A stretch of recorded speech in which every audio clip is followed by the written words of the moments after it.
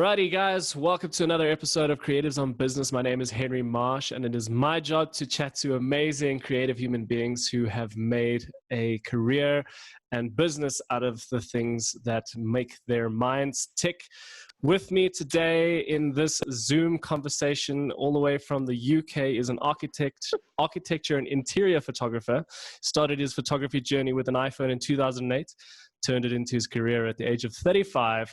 Since then, he's worked with local and international brands before turning his focus to architecture photography in 2018. Alessio, welcome to the show. Hey, thanks so much. Thanks for having me. Dude, it is such a pleasure. Dude, thank you so much for joining us all the way from the UK, man. Yeah, man, it's only a pleasure. Thank you. So you're based in London, if I'm not mistaken. That's correct. For the people out there who don't know, apart from the little bio that I've just read, who is Alessio? It's a really complex question. So at the moment, I'm a real estate photographer for a company in London. But before that, let me go all the way back to about 2007, 2008. So I used to work in retail and like in restaurants for like a very long time. And I kind of like didn't know where I was going with my life or what I was doing. I was a bit all over the place, kind of like distracted. But anyway, so I ended up working at this Ocean Baskets, and they've got this computer there and it's connected to the internet. So I'm like, okay, cool. Let me like mess around with the internet. I know it's a long story, but it's a goodie. I hope it makes sense. Anyway, so I get started on social media. So I get started with like Twitter or whatever, and then I see this Instagram thing come up. Okay, cool. Instagram looks cool. Install it on my phone. I had this I got like the iPhone 3GS. I was like, okay, cool. Let me do this. And I was on Twitter and I take like random photos on Instagram. And then on Twitter, I saw someone say, listen, there's these guys that go around Joburg and they do these Insta walks. I'm like, oh, this looks interesting. Let's see what it's all about. And then I went on my first one in Maboneng. It was with Roy Ranch, Tim van Rooyen, and Dile Buka, Levon Locke, and Bradley Roberts. And I went and I was hooked, like hook, line, and sinker. Like this was it for me. And I absolutely loved it. So I became friends with the guys, and they do this like every weekend or every couple of weeks. And man, it was just so amazing. Like we'd go around Maboneng, and it's just like you're in on the secret, because when people go to Joburg, they go to like the Santons and the Rosebanks, and that's all nice and pretty, but like there's so much more to like experience, like visually and mentally and like everything. Like the whole experience is just mind blowing. And I think that's what got me hooked. And then from there, I took a lot of photos with my phone for a couple of years. And then I got myself one of those Canon's very first mirrorless camera. It was called the Canon M at the time. And I played around with that. I wasn't too great with that, so I still carried on using my phone. And then I think it was 2014, I figured, okay, let me get serious about this. And I bought myself my first full frame camera. I got a Canon 6D, and then things just kind of like took off from there. Dude, that's wild. It's actually so funny because one of the conversations that I've had before is with a mutual friend of ours, Alexi. And yeah, he tells a very, very similar story about how he got into the whole photography thing through Instagram. So clearly Instagram has been like a really, really big part of your progression into photography. Would you say that's true? Yeah. I think Instagram actually, I actually made like a living. Well, I wouldn't say I made a living, but Instagram like kind of like got me out there.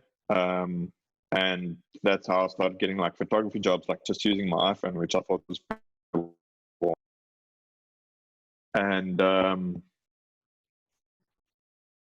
yeah, that actually gave me the confidence to actually like, if I can cell phone, I can measure what I can do with a camera. So yeah, so that's inspired me on my journey.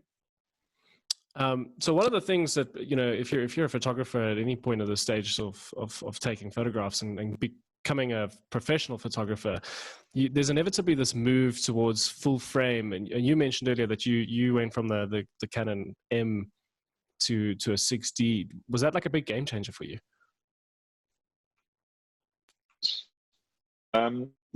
The Canon M was like really limited. It was very, very basic. And like I was on the fence between getting like a Canon 60 and I think it was a 70D at the moment, or the 80D, which was out as well. But there was, I'm also a firm believer in like buy the most you can afford, because it'll probably last you longer, like.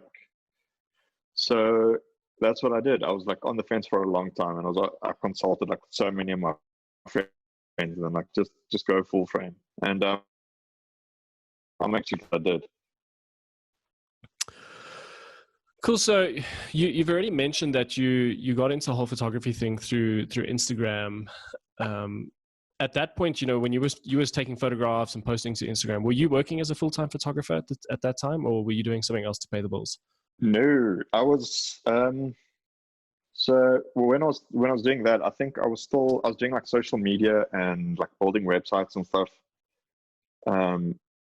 But it was very, very basic stuff. So it was like enough to get by, like I'd build a website here and there and like help people with their social media like accounts, but never really anything like great.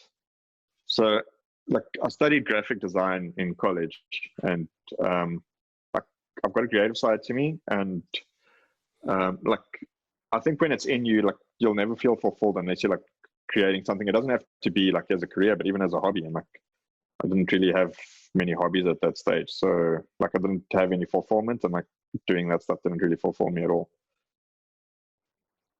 So how long do you think it took you to start getting into the photography full time, that you were actually making enough money from the photography to sort of sustain yourself? I think maybe 2 or 3 years, maybe. Look, I still did like some social media work up to like 2 or 3 years ago. Like it was just stuff on the side. It was a steady income. So I mean, because like with photography, there's months it's up and down, and you can't really predict your income. But it was like a nice like fallback. So yeah, but I think in the last 2 years, I think I've managed to do it exclusively. Yeah. Yeah. So a large part of your job before photography was obviously social media. Have you found now that a lot of your work is still coming through social media with the work that you're currently doing, or is social media sort of just a place for you to display your work as a portfolio of sorts? I think a bit of both. When I first got into the architecture stuff, like I needed to build a portfolio, obviously. So I did like a reach out on Facebook and like, listen, if you've got like really cool spaces to shoot, I'd love to shoot them for free. Mainly just to build my portfolio. And I know it's the wrong thing to do, but I mean, unless you can get access to places and just do like a swap for images. So I did that. I did that with the Rand Club in Joburg, because I did a shoot there previously with them. So I kind of had a bit of a relationship with them. I also did it with like various interior designers, and like no work came from those like people directly, but I think just having that work in my portfolio kind of like helped me have like a place where I could show other interior designers and architects and stuff my work. So what I did in the beginning was I actually ran Google Ads, which actually worked out to be pretty successful. I got to work with a big property development company in South Africa, and I shot some of their properties, and I did some work for interior designers. But on Instagram, I actually got to work with like a really big architecture firm, and they landed me 2 really nice gigs. And this happened like just before we were like packing up to come to the UK. So just bittersweet, but it was really cool. Like they saw my stuff. I tagged them on Instagram on a picture that I took, and they were like, okay, cool, we'd like you to come shoot some stuff, which was great. I mean, you didn't always shoot architecture things. So how did you, was that always a dream of yours that you wanted to shoot architecture, or how did that architecture thing come about? So I was a general photographer, and I was just shooting like everything.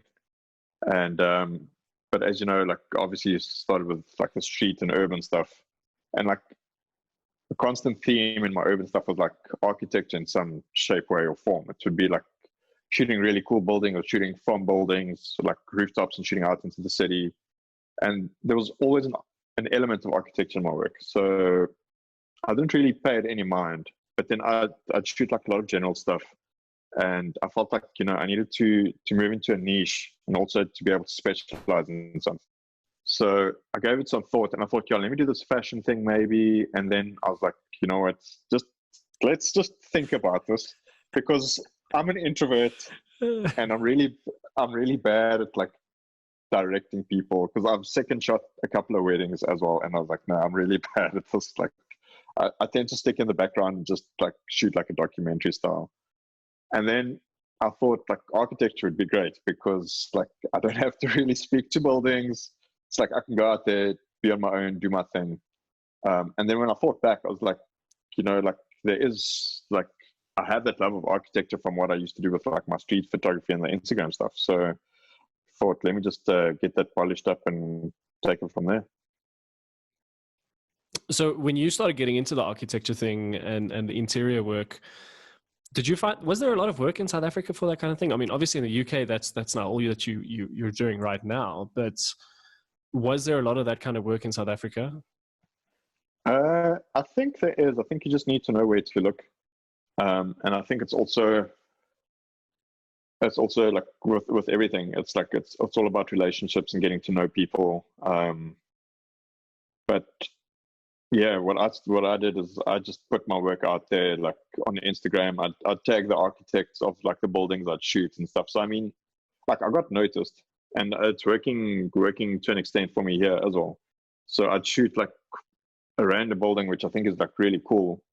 And I'd tag the architects and stuff. And I've gotten like a couple of local architects following me. I've got like a DM or two from a couple of architects as well, and like interior designers.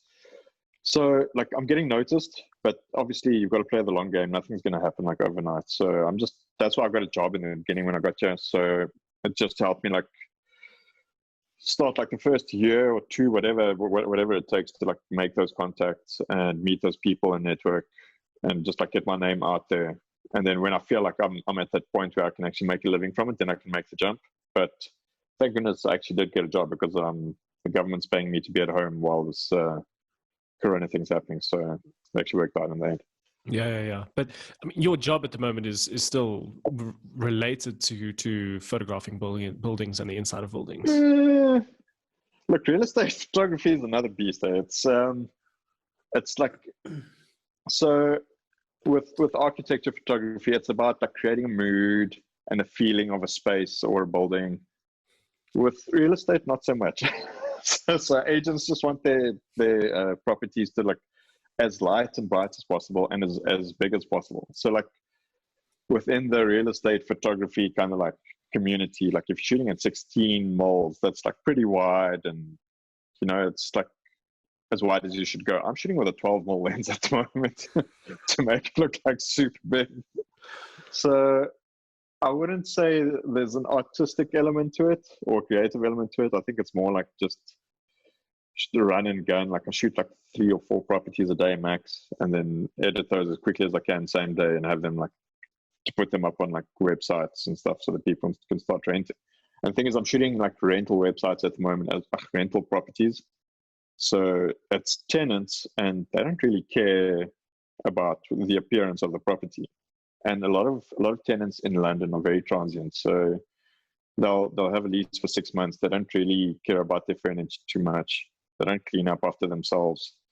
So it's always a surprise walking into a property and seeing what you'll get. I'm sure you've got a couple of stories. What is literally the worst thing that you've seen, or what's the craziest story you've got to tell us about what you've seen walking into some apartments? So I get sent to this one place. So what I normally do is I ring a doorbell like twice. And then if no one answers the doorbell, I knock on the door. Okay, sweet. So I ring this doorbell once, twice, no answer. Knock on the door once, twice, no answer. I open the door, I go in, I'm like, hello, nothing. So I drop my gear at the door, and then I do like a quick walk around just to see like more or less where I am and like what the layout of the flat is. So I go, I stick my head in the one bedroom and I start setting up my gear. And this lady walks out of the bedroom. I didn't see her. She walks out with a gown, very calm and casual. It's like, hi. I'm like, how are you doing? She's like, okay, cool. And then she walks downstairs and she proceeds to make toast. which she burns, and the fire alarm goes off. So I'm like, okay, sweet. She's like, no, don't worry, I'll be downstairs while you're taking photos. Okay, cool. So I take photos, and yeah, the place was also like a bit of a mess, whatever. So then I get back to the office, and I see this email, and it's like, listen, whatever you do, just don't post those photos, just delete it. So I'm like, what's up? So I found out from one of the other managers that apparently this lady's partner phoned the agency and said, I went into their apartment. I just went straight in there. I didn't knock or anything. And I stood over the bed and stared at the woman in bed for like 20 minutes. And like, I was like, what the hell? I was like, no way. So yeah, so he threw up a big fuss. But we came to the conclusion that there was something to hide in the flat. And they just didn't want it in photos. So that's why they made us delete the photos. But yeah, it was pretty weird. And jokes aside, like a couple of months later, I get sent to those people's exact like next door neighbor. And this dude's got like these weird, like, he's like, please don't take photos of the altar I have in my room. I'm like, okay. And it's like, and it's really weird. It's got like these weird like little trinkets and this photo of this like weird lady. So this dude is into like these Brazilian or these Amazonian tree frogs, where you extract the poison from them, because the poison's poisonous to other animals, but not to humans entirely. And so he makes this concoction, and you drink it, and apparently you go on this spiritual journey. And he does this from home, and he does this for other people. And it's like these people like right next door to each other. I'm like, no, something's going down in that neighborhood. Yeah, it's pretty scary. Were you doing any real estate photography in South Africa? Can you compare the sort of vibes between the UK lifestyle and the South African lifestyle? Not really. Yeah, look, so like I mentioned earlier, like in London, it's like very transient. People are like here for work. It's a lot of people that are from out of town, and like accommodation is like pretty damn expensive here. So okay, so the company that I work for, just to give you an idea, we're in North London in an area called Islington. So for a decent 2-bedroom flat, you're looking at about 1,800, 2,000 pounds a month, which times by 23. So it's quite heavy. But then in South Africa, like we've got more space. And when I was doing property photography in South Africa, it was more for owners selling their places. So they'd really make sure it was like cleaned up and set up and really looking amazing when I'd go in and shoot them. So it wasn't a mess, which really makes a huge difference. And also like they'd stage it nicely. So like I did some real estate photography in South Africa. I took maybe like 6 or 7 places. Like also Google Ads worked really well for me. And yeah, I think huge difference there. So no altars or frogs taking you on a spiritual journey. No, thank goodness. Yeah. Good grief. Man. You've mentioned Google Ads quite a number of times. How did you learn to do the Google Ads stuff? Was that just from your previous social media things, or how did you get onto the Google Ads thing? Yeah, so I dabbled in Google Ads. I used to sell like Ola clips online, like a long time ago. I've done a lot of stuff. Anyway, so I did.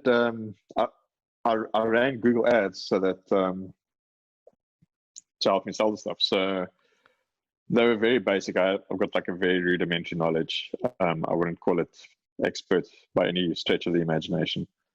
But then I got into shooting this. It's a retirement home in Pretoria. I got into shooting like their units and stuff, and they asked me to do Google Ads for them. Also, like I did some keyword research, also very rudimentary ads, but they did have like some kind of success to them. So I figured like if it works for other people, like let me give it a shot. And yeah, what I did was I built landing pages for every single aspect of the business. So there's real estate photography, interior design, and architecture photography. So like there's like this understanding that you shouldn't let your real estate portfolio be like on the same page as your architecture stuff. It just kind of like cheapens it a bit. So I kept it totally separate. So I'd run an ad, and that would point, like for real estate example, I'd run an ad and that would point directly to my real estate landing page. So it'd be a bare bones landing page. They can't click out of it, or they can close the window, but like there aren't any links to go anywhere else. And it would just be like a little bit of copy, 1 or 2 images, and a contact form. And yeah, that kind of like got me a couple of mainly real estate jobs. And then the one with the huge property developer, which turned out to be quite lucrative. And then 1 or 2 interior designers as well. Sure. I think the biggest thing for someone, especially in the photography realm, and especially in South Africa, is photography is not regulated in any shape or form. So you don't necessarily need any formal education on photography. So how did you learn photography? Was it just on the job? You just made things up as you went, faked it till you made it, or what was the vibe? Yeah, that was a big part of it. But I think it was 2013. I got a Skillshare scholarship. I won it. Like so, it was a year of Skillshare for free. And Trash Hands, the street photographer, he did like this whole. He did 4 different courses, which like I followed religiously, and I went out and like I practiced like what I learned, and like I think that like elevated my work quite a bit. And then when it came to like the architecture and the real estate stuff, like I went out and I bought Mike Kelly's tutorials on f-stoppers. I waited for I think it was the Black Friday. They had a Black Friday special, so I got like all 3 because I was like, listen, if I'm gonna do this, I might as well do it properly. So I got the bundle of all 3, and I just started from there. I started with like the real estate stuff, which is like in his first tutorial. The second one is more like architecture, which I can relate to more. And then the third one's like more about like hotels and like really high end, like commercial kind of stuff. And yeah, I just started from there, like the principles that I learned there, and then also like because once you get into that, you've got access to like his Facebook group, and like you just kind of like learn like from other people's experiences as well. And I did a lot of research on like YouTube about like real estate photography and stuff, and you kind of like get an idea, like you try like all of this out, and you kind of like see what works for you and what doesn't. So I'd like to think my work is kind of like it's a bit of this and a bit of that, so it's not like really religiously following like one person's like method. I think I've kind of like created my own, like I've got my own like recipe, and yeah, that works for me. So, but I reckon I've still got a lot to learn. Like I don't think I'm at a place where I'm like, I love my work and I think it's perfect. It's one of the interesting things that I've picked up with this series of conversations that I've been having is I have a lot of respect for everyone in each respective industry of the people that I've spoken to, but almost all of them have stated that like they're not anywhere close to finishing their learning journey. So it's really cool that you mentioned the same thing.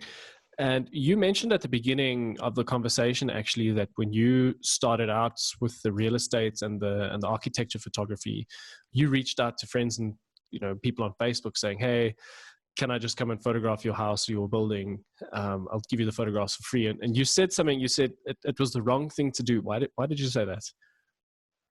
I think it gets frowned upon in the photography community because it's like it's devaluing our work. But I've read somewhere online, it's like if you're going to do work, you either do it for free or you do it at full price. So I did it for free so that I could get access and just to build my portfolio.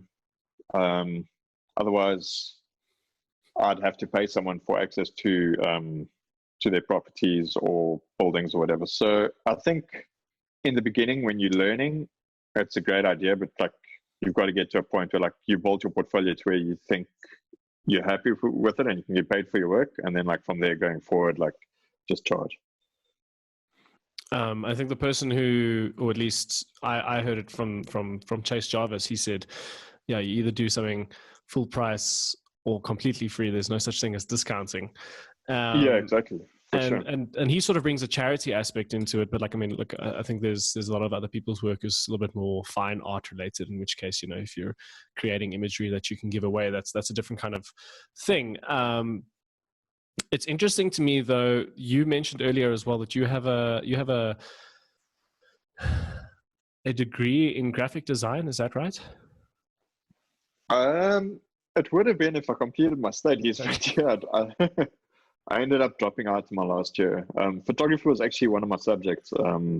This was way back in the day. I think my last year was 98, and back then it was still film cameras. So like I hated the darkroom aspect of it. So like I just completely lost interest in photography because of it. And then yeah. Well, would you say though that the graphic design aspect has sort of influenced how you also look at your photography? Yeah, I think so. I think with regards to like composition and stuff, and just like having like a more graphic composition, if that makes any sense. Yeah. Yeah. It's been really interesting chatting to you because you started off with the street photography and the graphic design, and you actually said yourself that you wouldn't say that your style is any one thing. You sort of draw upon all the different aspects of your life to create the imagery that you do. And that's also one of the cool things that I've noticed with people who've become more and more successful in life is they're not just they're good at one specific thing, but they've created their own style from drawing from different aspects of their lives. And that's very cool to see with you as well. So I want to get into like a little bit more of the technical side of things with your life. So what is a day before the lockdown, obviously, and before we were all consigned to house arrest? What did a typical day look like for you? Okay, like I'm gonna give you an example, like from back in South Africa when it was like purely like architecture and like architecture photography. Then I'll give you an example of here, like working for the man. But anyway, so back in South Africa, like I'd try and wake up pretty early at like 6 o'clock in the morning, have breakfast, like do some admin at my desk, go to gym, and then like really get like into work. And if I wasn't doing admin, it's usually like outreach. It's like emails or like tweaking my Google ads or tweaking my website. Kind of like I'm not great at marketing, I'd say. I think it's the introvert part of me. So like whatever came inbound, that's kind of like what worked for me. So in the beginning, I'd look up like architecture firms like everywhere, try and like hunt down an email, and then like see if I could make contact at all. Like out of like hundreds of people that I emailed, I think I got like 1 or 2 replies, and then like nothing ever came of it. But a lot of my day would be like just like marketing in the beginning, like doing admin, like doing the books, like capturing invoices, and because I was using Xero, it's like an accounting software. Mm-hmm. So a lot of my time was doing that, like, and then on the days that I'd shoot, also like early call time, wake up like really early, like try and hit the location at sunrise. And the weird thing is like once I moved to Joburg, like I was getting like a lot of photography gigs in Pretoria, so I ended up going back to Pretoria to shoot early in the morning. But yeah, when I'm out shooting, like I can spend the whole day, and like that makes me happy. I'm in my happy place. Even editing, like a lot of photographers like don't enjoy editing. Like I enjoy like seeing like this raw product and then me like adding like touches to it and like not completely transforming it, but like making it like from something like mediocre, well, something that looks mediocre in the beginning to something that like turns out really amazing. And then yeah, I'd usually like when I'm not out shooting, I'd leave my desk at about 5 o'clock still, even though I was working from home. I think having a routine is pretty important, and just having like goals for the day. Over here, on the other hand, yeah, it's still wake up at 6 o'clock in the morning. So the company I work for has 3 offices. The closest one is a short 6-minute walk from home. So I'm based there now, and I usually go there, and then I've got like a diary, and I've got like 3 places to shoot for the day, and I like travel between the 3 branches and go out and shoot. But I try and get like my shoots done in the morning, and then do my editing in the afternoon. But it's a long work day here. It starts at 9 o'clock in the morning. We end at 6:30 in the evening. And if I end up in one of the other branches, it takes me like another half hour to get home. So like I leave home at like, okay, 5 to 9, but I get home at like 7 o'clock in the evening. So it's a pretty long day. And you get home and you eat and like you're exhausted by like 9 o'clock. So it feels like your life's kind of like escaping you, but then like weekends we kind of like totally make up for it. What's been your favorite thing moving to the UK? I'd have to say the culture. There's just like so much happening here, man. It's like really cool. Like at the museums, like there's so much going down. There's all these new exhibitions. When we came here last year just to check out London before we actually moved over, there was the World Wildlife Photography Awards was at I can't remember what museum, at the Natural History Museum. So we went and saw that last year, and then we saw it again this year. And I mean, it's like totally amazing. And also kind of like the access that you get here to like events and like people is like amazing. Like when we just got here, we went on like this Instagram walk with, I don't know if you follow Alan Shayler on Instagram. Mm-mm. Anyway, he's this street photographer, and his work is absolutely incredible. And I mean, it's just like, okay, Saturday, have like this free Insta walk with this dude that like, he's like this really brilliant photographer. It was actually missed another one. It was this dude, 6 Street Under. I don't know if you follow him. Also a street photographer from London, Josh Jack, Sean Tucker, and a couple of guys. They had like this pop-up exhibition. They were also having like talks and stuff. And I mean, like you don't get like access to like international like photographers and stuff as easily like in South Africa, you know. So yeah, it's really cool. Yeah, that's it's one of the coolest things. I feel like London is very much a hub for a lot of really awesome stuff in the whole wide world. People always just speak about London, and I feel like that's the reason why. I don't know. So I wanted to ask you, so if you were to look back now, sort of at your career in terms of photography over the last 7 years, is there anything you would want to do differently? You tell Alessio 2013, Brew, you should be doing this instead. I think I would have probably turned my focus to architecture sooner, and specialized sooner. I think I went through a long period where I was shooting like anything that came my way. And like the thing with that is as well as like, I don't know, like people don't take you seriously. I feel like if you specialize, like people will go to you for like a certain thing and not just hire you because like you're the cheapest or you're available or whatever. Like I feel like as a specialist or like being in a niche, like people take you a whole lot more seriously. And yeah, I probably would have done that 5 years ago. Are you a big reader? Have you read any amazing books that have helped you in the last 6 months or year?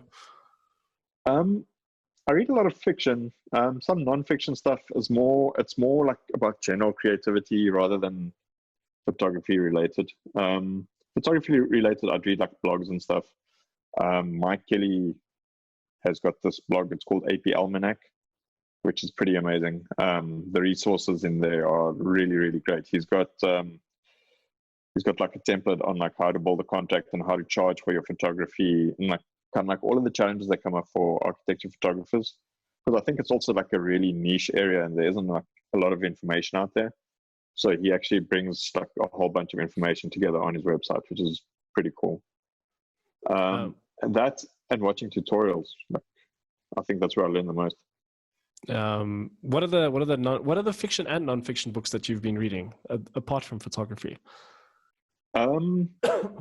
So I read a lot of Lee Child, James Patterson. Like I think I've already read like 25 books this year. Hectic. Yeah, like I really love reading. I read one called The Art of Creative Thinking. I'll read like some really random stuff, but I've got a book called An Opinionated Guide to London Architecture. Like it's just the architecture in London and really cool photos of it. But I mean, it's not like a photography book per se, but like the photos are really amazing. I get the Monocle magazine. I've got a subscription over here, which is pretty cool. So like, I don't know. I like to draw inspiration from like a lot of different like places. It doesn't necessarily have to be photography related, but like I admire the craft in something. Like I can really appreciate like the craft and the emotion and the feeling and like the whole process that goes into something. So like I kind of like draw inspiration from that, I suppose. So outside of photography and the amount of reading that you do, what else really draws your interest? Funny you use the word draw. Actually, I used to draw a lot of cartoons in the back of my school books growing up. And with this lockdown, I thought, you know what, it'd be really cool to like draw cartoons again. So I went onto Amazon, bought some cartooning books, I got a sketch pad, a pencil, and yeah, I'm back into drawing cartoons. It's just like I could spend hours doing that when I was like younger as a kid. I think that's why I went into graphic design, because it was like the closest thing to like cartooning there was. So yeah. There was something I wanted to ask just now with the books that you're reading, and you mentioned the architecture book, something about opinion and architecture. Yeah. And do you find yourself, because I know with myself, I'm the kind of person, I see the images, whether it's on Instagram, whether it's on the web, whether it's on Pinterest, and I always try to recreate things. Do you find yourself doing the same thing with architecture photographs? You see a certain architecture photograph and you're like, how is this shot? Let me go find this building and find the time of day that it was shot and take something similar. Just to go through that learning process. Yeah, I do. I think more, especially with like interiors and stuff. Um, so like with interiors, like I'd spend a lot of time like trying to like hone the composition, because like every place is like pretty new. Like buildings, it's almost a standard formula, because I mean there's only like one or two really great angles that you can get off a building. But I think with interiors, like it's so different, because I mean just like the layout of furniture in a place can totally change how you shoot the space. So I find that a lot with interiors. I try and shoot one point perspectives as much as I can. But that's also like really challenging. I mean, it doesn't work in every space. So you kind of like have to work around like the furniture and see how like it flows. And like, I mean, there's a lot of like thought that goes into it. You can't just like blindly just go in there and just shoot it. Actually, I don't know if you saw Mike Kelly actually did a crit on Phono's photo. He took some photos of his apartment wherever he stays, and Mike Kelly did a crit of his interior photography. Yes, he ripped him apart. Was that? I think that was posted in the last couple of days. I saw Frono's. Yeah, I didn't watch the video, but that sounds like the kind of thing that that would happen. But the cool thing is like when like Mike Kelly does like a couple of these photo critiques, and things you actually learn a lot from them, because like it's one thing learning like the right way to do things, and like following a formula. But I mean, by being critiqued, you actually see that like you can't always apply that everywhere, and like you kind of learn from there. I think that also helps me learn a lot. It's like learning what I've done wrong, or like what someone else has done wrong, and how to do it correctly, like going forward. It's one of the interesting things as well. People have always mentioned that you learn a lot quicker when you've got a kind of a mentor. And obviously, I mean, that's the kind of thing that's happening when someone's critiquing your work. Have you found someone in your own life and in your own career that you would say has been a good mentor for yourself? I wouldn't say they're like in person kind of like mentors, but like a lot of like virtual people that, well, not virtual people, they're real people, but like um, there's a lot of people that I connect with like on the architecture side, that like they're always like very open and like very willing to like share. There's a guy in Australia, his name's Andy McPherson.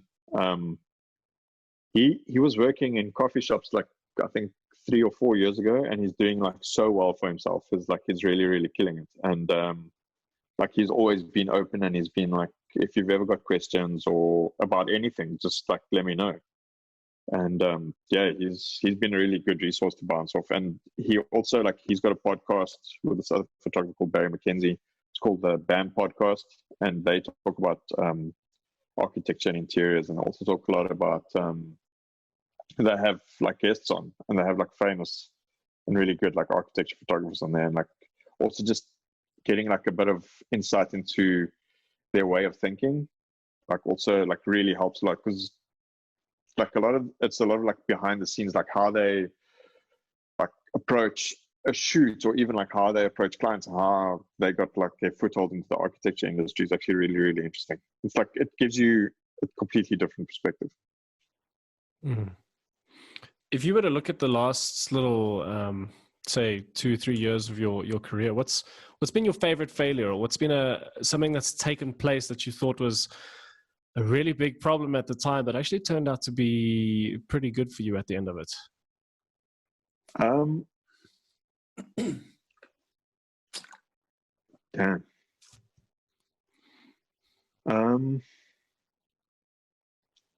Yeah, it might have to go back further than 3 years, but I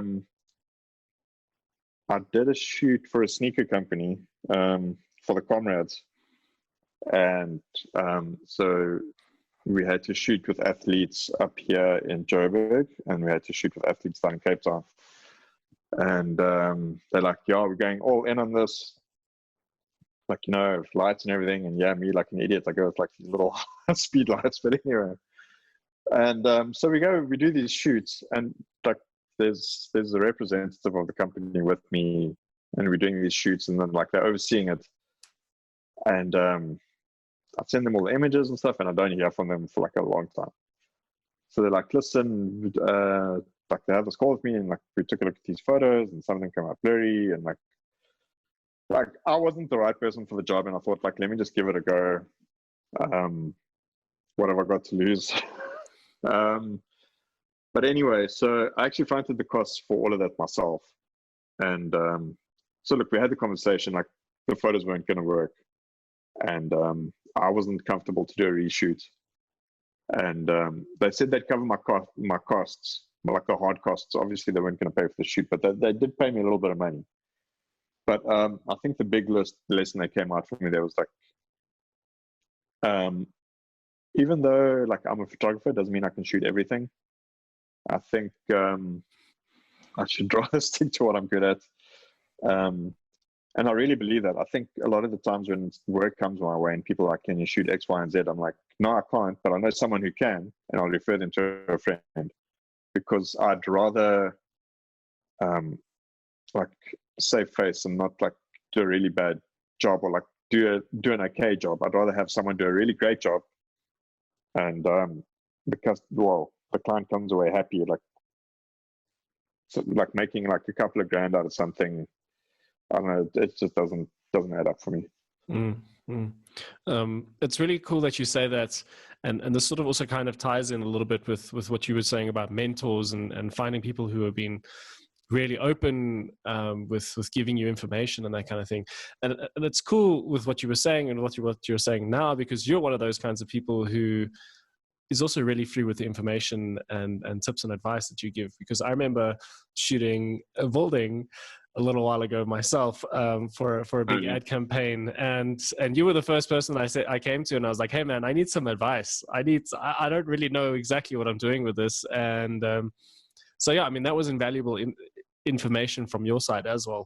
And I remember this so clearly. There was one thing that you told me, like, "Yeah, just desaturate the blues on the building." And I was like, "Come on, like, what is this?" This is like, and it was like pro tip, man. It was amazing. And it's really cool, like, especially if you're able to chat to someone who has vast knowledge and an incredible experience with one specific genre, and how knowledgeable they can be, and simple things that you can tweak to make your imagery so much better.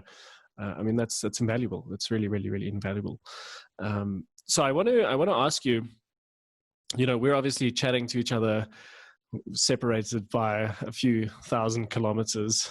But if you had the opportunity with this microphone and headsets placed on every single person around the world, what message would you want to get out to people? I think first and foremost, I think as photographers, I think we tend to like drool over gear, and we think like gear is going to solve all our problems. I think for me, like from experience, education comes first. Like rather invest what you'd spend on a lens or whatever. Like education might be expensive, but it's totally worth it. I think it's the most valuable resource, if you ask me. Like lenses and like cameras and stuff, like they all kind of like work the same. Mike Kelly on his first tutorial, he showed like how he did like this amazing twilight exterior shot using like a cropped sensor kit lens like camera setup, and he made it look like absolutely incredible. So like, don't let gear hold you back. Rather spend money on the resources, get better, and you'll afford the gear going forward.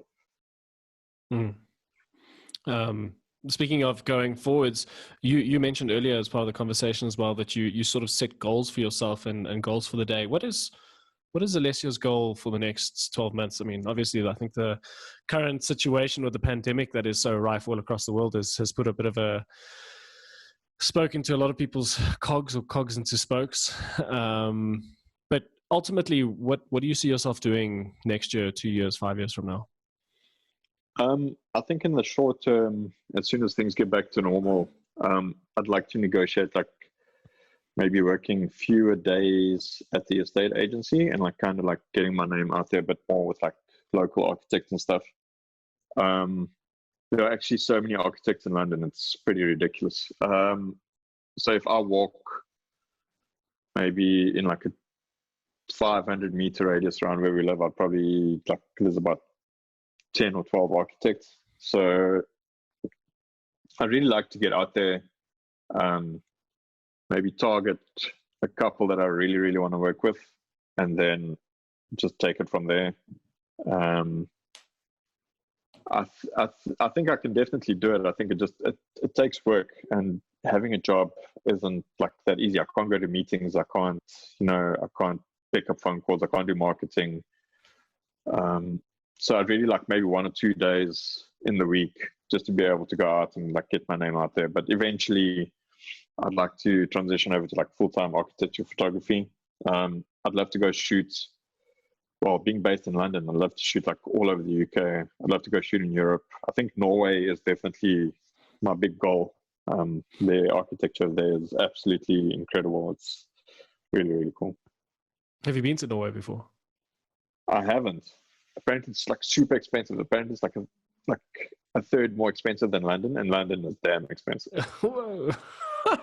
Yeah, I was doing the research. I'm like, maybe I should go like on a personal project mission there, and I'm like looking at like prices and stuff, and then I'm looking at my bank account. I'm like, no, I'll figure something else out. It was actually funny. I was in Helsinki in Finland a couple of years ago, and I met he was sort of like the marketing director of Leica for the Nordic region, and he was from Norway. Yeah. Interesting guy, interesting crowd of people, I must be honest. Yeah, very different. Yeah. So if you ever do make your way up there, send us photographs. Yeah, for sure, man. It's really, really, really on my bucket list. I think the architecture there is like very modern, but it's not like too out there. It's not like trying too hard. It's like, I don't know how to explain. It's like very like, it's like mature. It's like a very mature, subtle, modern style. It's amazing. Alessio, thank you so much for being on the show, man. For the people out there who are wondering where they can find you, what are your handles? Where can people find you on the World Wide Webs? So on Instagram, you can find me. My handle's Alessio La Ruffa, and that's for my architecture account. My other account is Alessio LR. And then my website is also alessiolaruffa.com or alessiolr.com. Yeah, that's it. Do you have two of everything? The LR was like for the street stuff, and I thought for the architecture I must be professional, so I just used the whole same. Oh, that's amazing, dude. Yeah, Alessio, dude, thank you so much. I really appreciate you being on the show. Only a pleasure. Thank you for having me. Yeah, always. And for everyone else out there, I hope everyone is staying safe, staying sane, stay at home. Thank you for listening to another episode of Creatives on Business. My name is Henry Marsh, and I'll check you guys next time.